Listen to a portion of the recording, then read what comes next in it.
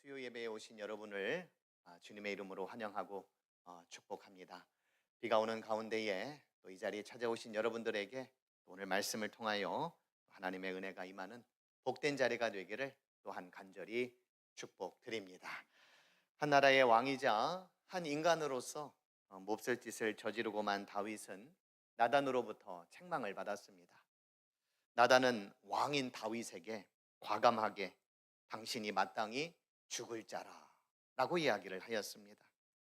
하나님의 말씀을 업신여기고 하나님 앞에서 악을 어떻게 행할 수가 있는지 호통을 쳤습니다. 그런 다음에 이러한 무시무시한 심판의 선언도 했습니다. 칼이 내 집에서 영원토록 떠나지 아니하리라. 무시무시한 심판의 선언입니다.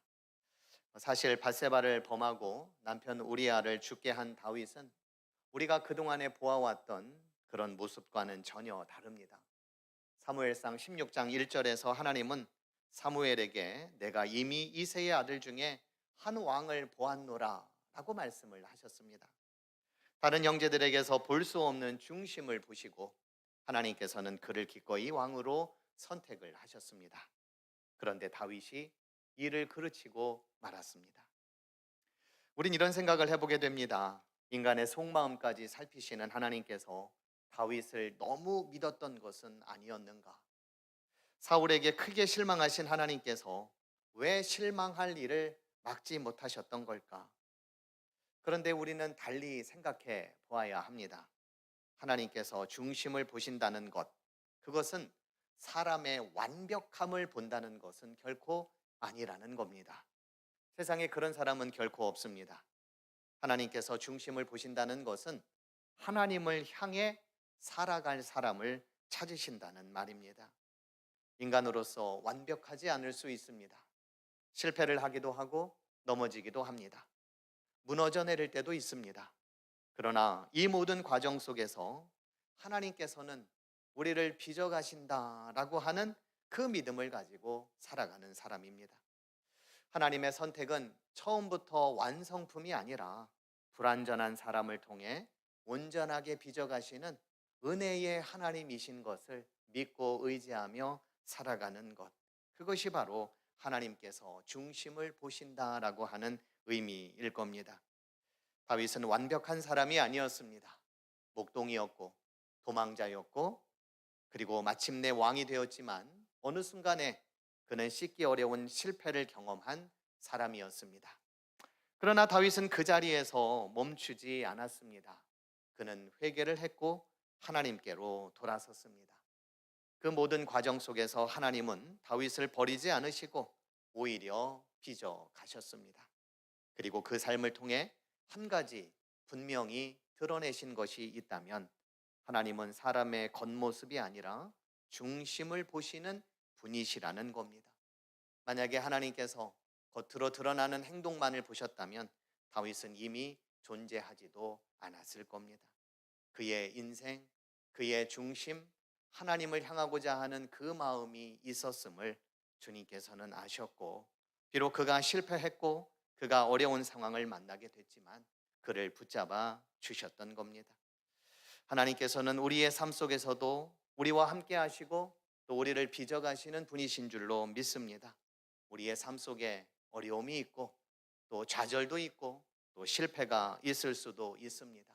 그러나 우리의 중심만큼은 하나님께로 향하고자 하는 마음, 하나님의 은혜를 의지하고자 하는 마음, 그 마음을 가지고 우리가 살아갈 수 있기를 간절히 축복드립니다.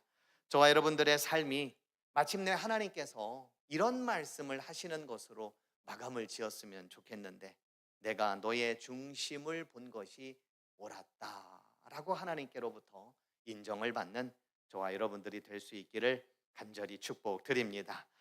인간의 죄악에도 불구하고 하나님께서는 구원의 의지를 계속해서 이어가고 계십니다.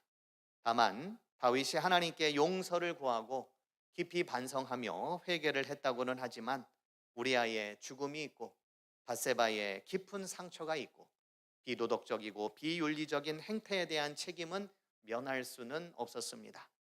본문 11절부터 14절에 보면 하나님의 평결의 내용이 나옵니다. 특별히 마지막 14절은 매우 안타까운 내용입니다. 이 일로 말미암아 여호와의 원수가 크게 비방할 거리를 얻게 하였으니 당신이 낳은 아이가 반드시 죽으리이다 라고 하는 말씀입니다.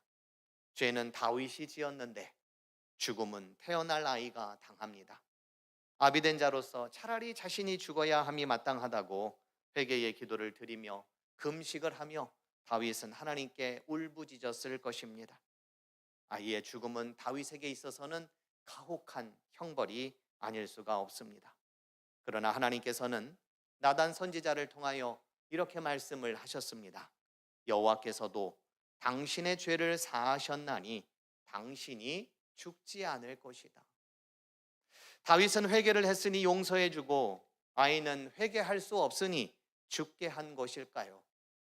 아이의 죽음은 분명 안타까운 일입니다. 다윗이 죽어 마땅합니다. 여기에는 변명의 여지가 없습니다. 그러나 하나님께서는 아이의 억울한 죽음을 생각해서라도 다윗에게 다시 나라를 맡기고자 하십니다. 사실 억울한 것은 하나님이십니다. 다윗이 하나님을 업신여김으로 죄를 지은 바람에 원수들로 하여금 하나님을 비방할 구실을 만들었다며 나단 선지자를 통하여 호되게 혼내지 않았습니까? 분노해야 할 분은 하나님이십니다. 그리고 밧세바도, 아이도, 우리아도 분노할 일입니다. 그런데 하나님께서는 분노를 가라앉히시고 다윗에게 다시 기회를 주십니다.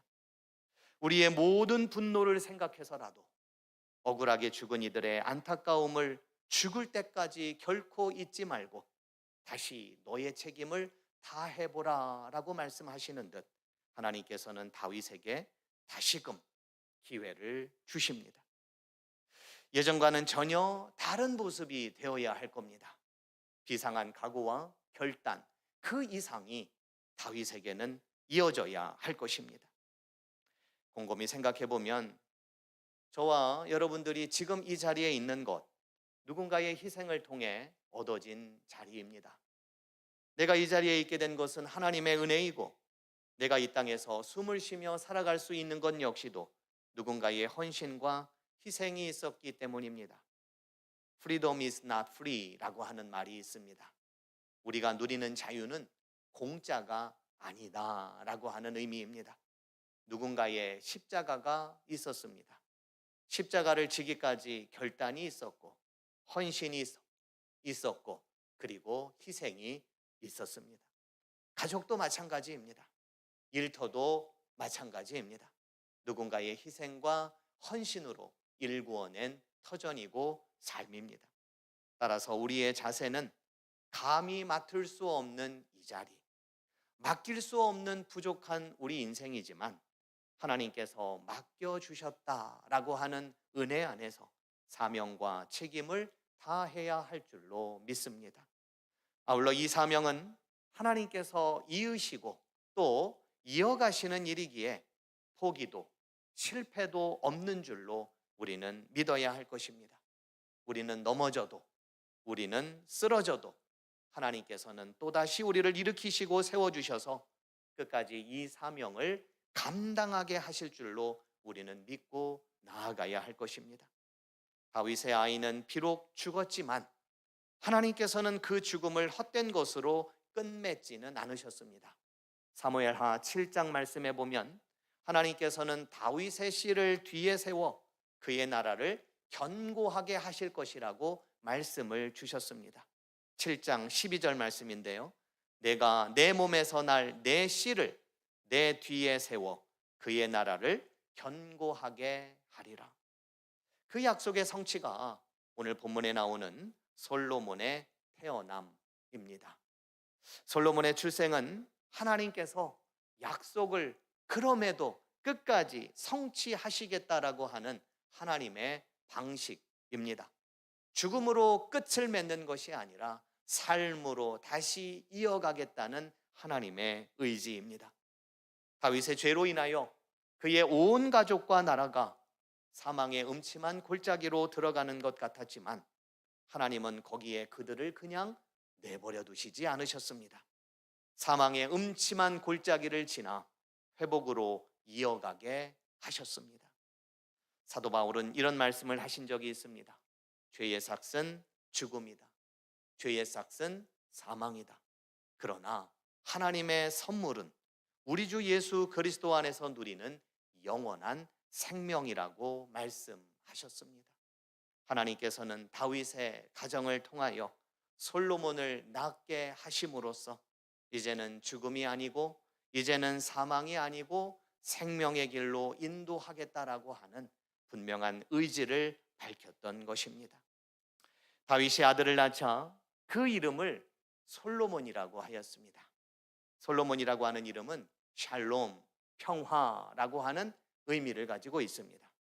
솔로몬의 출생은 하나님의 용서하심의 지표라고 할 수가 있습니다.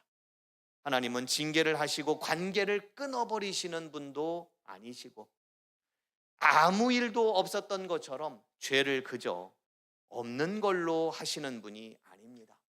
관계를 회복시키는 분이십니다. 관계를 끊어 원수가 되지도 않으시고 마냥 죄를 덮어 불의한 관계로 이어가지도 않으십니다. 하나님은 회복하기를 원하시는 하나님이십니다.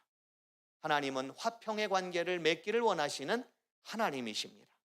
하나님은 용서하심으로 관계를 맺어가기를 원하시는 하나님이십니다. 그 하나님께서 솔로몬을 주셨습니다. 다시 평화의 관계를 맺겠다라고 하는 의지입니다. 그리고 사랑하신다라고 하며 더 이상 우리 관계에는 끝이 없음을 선언하시는 메시지가 바로 솔로몬의 탄생 이야기입니다. 특별히 하나님께서는 솔로몬에게 다른 이름을 붙여 주셨습니다. 여디디아라고 하는 이름입니다. 이 이름의 뜻은 여호와께 사랑받는 자라고 하는 의미를 가지고 있습니다. 여호와께 사랑받는 자. 구약 성경에 보면 두 개의 이름을 가지고 있는 사람들이 많이 등장을 합니다.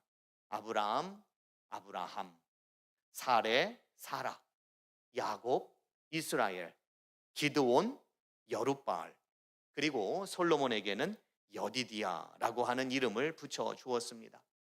개인이나 공동체를 위해서 특별한 소명이나 정체성을 부여해 준 이름들입니다. 평화의 의미를 가지고 있는 솔로몬, 거기에다가 여호와께서 사랑받는 자라고 하는 의미를 더 합친 여디디아. 그러니까 솔로몬의 탄생은 하나님께 사랑받는 자는 평화를 얻고 평화를 누린다라고 하는 의미를 하나님께서 주고 있습니다. 이것은 하나님의 간절한 마음이기도 합니다. 내가 사랑하는 자들이 하나님의 사랑을 알고 하나님께로부터 평화를 얻고 이 땅에서 평화로운 삶을 누리기를 원하시는 것이 바로 하나님의 마음인 것입니다. 다윗의 범죄로 인해 칼이 그의 집에서 영원토록 떠나지 않게 되었지만 하나님께서 원하시는 것은 사랑이었고 평화였고 그리고 화평이었음을 분명히 말씀하고 있습니다. 다윗은 지금 자신의 가문과 나라에 필요한 것이 평화다라고 생각을 했습니다. 그래서 솔로몬이라고 하는 이름을 붙였습니다. 이것은 다윗이 지은 이름입니다. 다윗은 사랑하기까지는 바라지 않았습니다. 바랄 수도 없었습니다. 그런데 하나님께서는 아니다, 내가 너를 사랑한다 라고 말씀하시며 평화라고 하는 솔로몬에다가 여디디아, 사랑하는 자라고 하는 이름까지도 더 붙여 주셨습니다. 하나님께서는 평화의 하나님이시지만 그러나 하나님께서는 사랑의 하나님, 그러함에도 불구하고 백성들을 사랑하시는 그 하나님이신 것을 우리에게 말씀해 주고 있습니다. 요한일서 4장 10절은 우리에게 이런 말씀을 줍니다. 사랑은 여기 있으니 우리가 하나님을 사랑한 것이 아니요 하나님이 우리를 사랑하사 우리 죄를 속하기 위하여 화목제물로 그 아들을 보내셨음이니라. 하나님의 사랑이 다윗에게는 솔로몬이었습니다. 그렇다면 저와 여러분들에게 있어서 하나님의 사랑은 누구입니까? 그것은 하나님의 아들인 예수 그리스도이십니다.